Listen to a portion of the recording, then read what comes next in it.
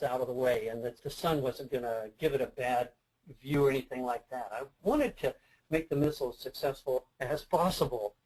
And so as I continued this story with the boys, they're listening and they're wondering, but I think they're catching on.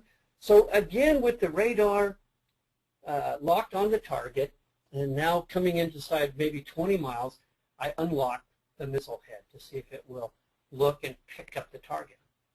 Well, it just wanders its head off into outer space like it doesn't know what it's supposed to look for. So I recage it and tell it to look at where the radar's looking. And I make a big offset and then start the conversion. Now we're getting in around 10 miles. I look out, I can see the target. I can see if the missile sees the target.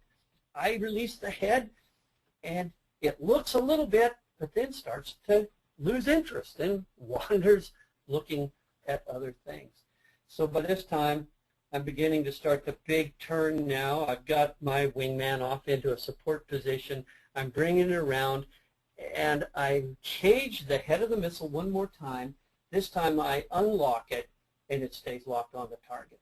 And in fact, it begins to kind of growl, kind of rar, rar, rar, rar noise, which communicates to me as the pilot, it not only sees it, but it sees it well enough to continue its attack and to lock on and, well, take out the target, do what it was designed to do.